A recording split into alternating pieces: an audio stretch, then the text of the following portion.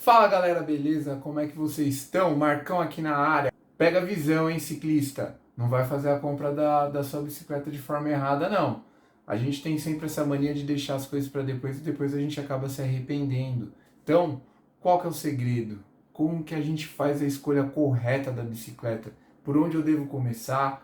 O que eu devo procurar na internet para saber como que eu devo comprar minha bicicleta? E aqui, ó, o mais importante, ó, valor. Mas vamos lá. O que você precisa saber para escolher a bicicleta ideal para o teu tamanho? Existem algumas tabelas que dão uma noção geral das bicicletas que a gente pode escolher aí para começar a pedalar. Eu vou colocar aí para vocês uma tabela que vai mostrar aí sobre o que eu estou falando, tá? E é bem legal vocês que estão começando, iniciando no ciclismo, darem uma olhada nela, que ela dá uma regra básica, uma regra geral que você vai conseguir adequar, que isso vai te ajudar bastante na escolha da tua primeira bicicleta. Mas se você já é um cara que já treina, é um cara que já anda de bike, eu recomendo você sempre fazer um pré-fit, tá? O pré-fit ele é excelente, porque as marcas de bicicleta utilizam geometrias diferentes. Então sempre vai ter uma alteração aí nos ângulos da bicicleta, no tamanho de determinadas partes do seu quadro. A grande parte das bicicletas ela sempre vai ter algo de diferente na sua geometria, tá? O que é a geometria da bicicleta? A geometria da bicicleta, os ângulos que você encontra na bicicleta, tá? Então, o quadro, ele é feito em diversos ângulos, né? Então, a gente sempre tem ali na estrutura da bicicleta algo que vai diferenciar elas umas para as outras. Outras vão ter o top tube maior, algumas vão ter o down tube menor ou maior, dependendo da bicicleta que você for fazer na escolha, tá?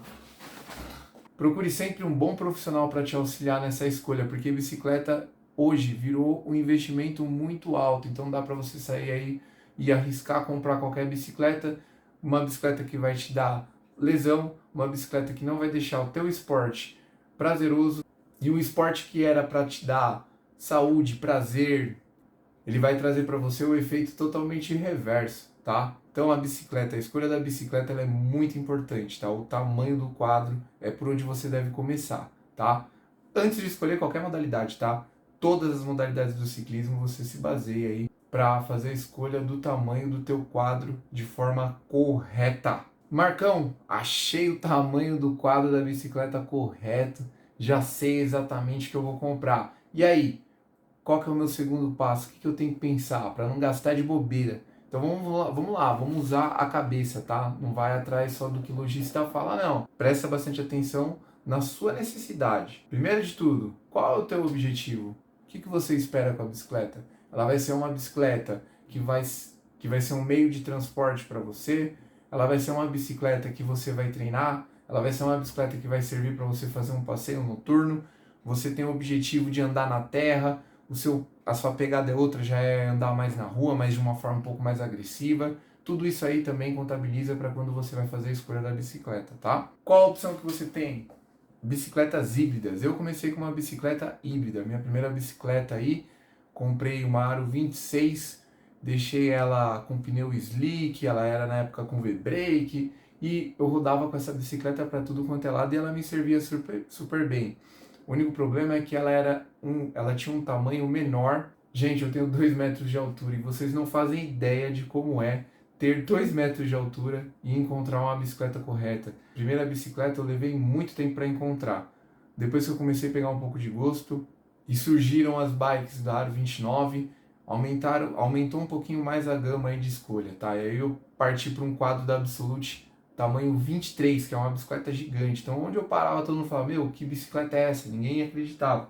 Levei meses para encontrar essa bicicleta, tá? E a minha segunda bike, eu já tinha um objetivo um pouquinho melhor estabelecido, comprei uma bicicleta e fiz dela uma MTB, era uma bike de MTB, o quadro MTB, só que eu transformei ela numa bike híbrida. O que é uma bike híbrida?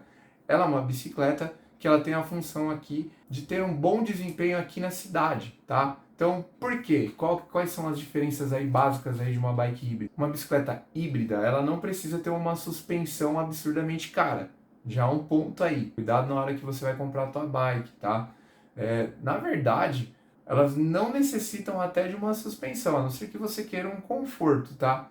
Muitas bikes híbridas usam garfos rígidos, tá? Que eles não têm amortecimento, né, na frente da bicicleta, e para rodar na cidade é o suficiente. Além de você ter menos peso para carregar a bicicleta, tá? Isso ajuda bastante. Você consegue tirar aí com garfo rígido aí quase 1,5 kg da bike. Isso aí faz uma diferença absurda. Você poupa, tá? Então você consegue investir em outras coisas aí na sua bicicleta, em outros upgrades, né? Porque lembrando, bicicleta, quando a gente vai começar a andar de bike, vocês vão começar a perceber, não é só com a bicicleta que você precisa se preocupar. Existem os acessórios, que isso é um papo para um outro vídeo. A gente consegue poupar bastante dinheiro aí com os pneus. A gente usa pneus slick, que são aqueles pneus lisos, tá? Uma menor área de arrasto e a bicicleta ela desenvolve um pouquinho melhor. O cravo ele já tem uma proposta mais para terra, então a gente pode deixar isso aí de lado. Numa bike para você rodar na cidade, na bike híbrida você não precisa de um pneu de cravo, além deles serem mais caros, tá? E quando você roda na cidade com pneus assim, você gasta mais dinheiro, porque a manutenção vai subir, o pneu ele gasta mais rápido. Ele não é feito para rodar no asfalto. Para que serve as bikes de MTB? As bikes de MTB já são bikes para você rodar na terra. As famosas trilhas aí que a galera costuma fazer em grupos, os lugares onde a gente vai com terrenos mais acidentados, né? Terra. Então quando a gente vai botar a bicicleta lá para fazer uma trilha, e aí esse tipo de bicicleta a gente já começa a ter um gasto um pouco maior. Por quê? A manutenção ela vai subir. Então a gente tem uma suspensão, a gente precisa estar mantendo uma troca de pneus. A relação da bicicleta ela tem que ser limpa com uma frequência perfeita para você não desgastar a sua relação. E ela tem uma finalidade para você andar lá no meio da natureza, tá? Chegamos na modalidade onde eu me enquadro, ciclismo de estrada, que são aquelas bicicletas, as famosas Caloi 10, que tinham aqueles guidõezinhos assim puxados, né? Todo mundo fica, caramba, que bicicleta diferente, né? Para quem ainda não tá, para quem não tá aí adequado aí com ciclismo, né? As bikes de estrada, elas são feitas para você rodar em rodovias, ou você não tem um terreno acidentado, né? Então, é uma bike que a maioria da galera treina nas marginais, que vai treinar lá na ciclofaixa do Rio Pinheiros.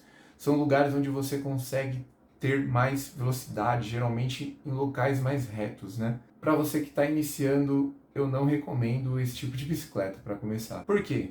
Essas bicicletas elas já têm um uso um pouco mais específico, elas têm um ângulo de ataque muito maior. Então são bicicletas que te deixam um pouco mais agressivo na bicicleta, e se você não está acostumado com isso, você vai sentir muito desconforto. Além da manutenção dela, que para rodar aqui na cidade fica muito mais alto, tá?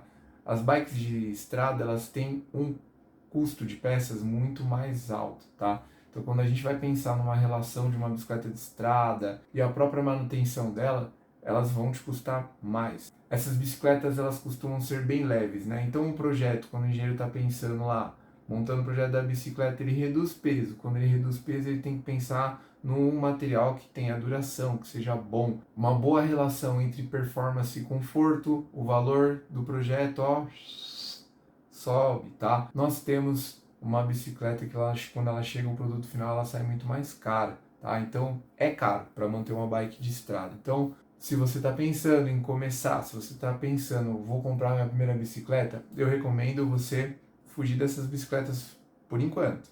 Outra coisa que você precisa saber antes de você comprar a tua bike, relação. Que eu estou falando aqui para vocês sobre a relação da bicicleta, O que seria a relação da bicicleta lá?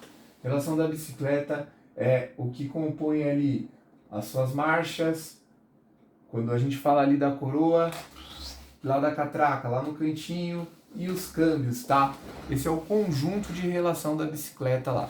O que eu preciso saber quando eu vou comprar? E o que eu sempre recomendo para as pessoas que às vezes vêm me perguntar sobre bicicleta? Gente, relação de bicicleta. Para você rodar aqui na cidade, primeira coisa, para você não se arrepender e você conseguir fazer upgrades no futuro, procure sempre bicicletas que tenham roda com cassete. Cassete vai te dar uma gama muito maior de marcha, o que me dá uma possibilidade maior de escolha de escalonamento da minha bicicleta. Catraca eu encaixo ela na roda, a roda com rosca, e eu não consigo fazer alteração nos cogs lá da minha catraca, do meu cassete, tá? Então, quando você vai escolher uma bicicleta, procure bicicletas que tenham cassete. Por quê? Porque se você começou com um grupo inicial e você pretende um pouquinho mais na frente mudar um pouco, mudar o teu grupo, você não vai precisar substituir a tua roda. Fora que a catraca ela não vai permitir que você desça para cogs menores do que 14.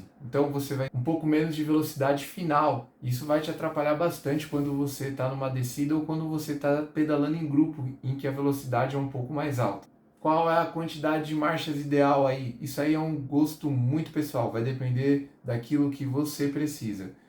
Se você tiver uma bicicleta ali com 24, né, que são os grupos mais antigos, né?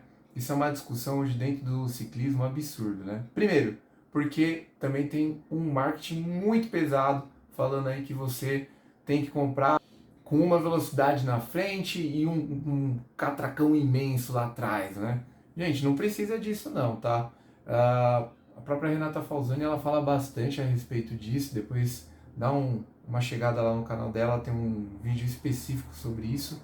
E quando a gente pensa em grupos onde a gente tem uma coroa na frente e uma maior gama atrás, o custo é maior. Por quê? As correntes que esse tipo de grupo utiliza, elas são mais estreitas. Isso faz com que o preço aumente da corrente, né? Então, quando a gente vai fazer uma troca de corrente, você vai pagar 400, 500 reais, é muita coisa. De repente, você comprando um grupo de 8 velocidades lá, onde você tem 3 velocidades na frente, que é um grupo de entrada de hoje em dia, né? E que sempre funcionou, né? Hoje não presta. Uma corrente de 8 velocidades você paga 120, 150 reais. Então você tem um custo, tipo, 3 vezes menor. Então não tem necessidade, tá? Até para ciclista que está no nível intermediário. Não faz o menor sentido você já fazer um upgrade para um grupo de 12 velocidades aí. Você vai gastar muito dinheiro e não vai ter um retorno tão grande. Eu sempre insisto em falar isso lá no Instagram, galera. Invista no material humano, esse que é o importante, no teu corpo, no teu treino, tá? Porque o treino é que vai te dar o resultado. Uma bicicleta muito boa, ela vai te ajudar? Vai te ajudar. Ela vai fazer com que você melhore lá os seus resultados. Mas, se a máquina que está empurrando a bicicleta não estiver bem treinada, não estiver consciente daquilo que ela está fazendo, vai rolar uma dificuldade absurda e você não vai conseguir acompanhar o teu grupo só porque você tem uma bicicleta de carbono, tá? Então, tem muita gente forte pra caramba que roda com bicicleta. Inclusive, existem vários atletas aí que estão pedalando aí com Caloi 10 aí e estão deixando muita gente de bicicleta de 30, 40 pau aí para trás, tá? Então, não tem necessidade, principalmente se você é um ciclista iniciante e intermediário. É óbvio que em atletas de alto rendimento, né, os atletas profissionais sim, aí esses aí, eles precisam se preocupar com peso, com qualidade absurda de material de bicicleta, porque cada segundo, cada tempo que eles conseguem reduzir, melhor é o resultado deles. Essas são as dicas que eu dou para vocês que estão pensando em iniciar no ciclismo e aquela galera também que está pensando em trocar de bicicleta, né? Quais são os aspectos que você deve se preocupar aí para sempre você ter melhores resultados. E acima de tudo, né, o prazer, a saúde de você estar andando de bicicleta sem se machucar, sem se lesionar. Isso é importantíssimo, beleza? É isso, nos vemos nos próximos vídeos e fui!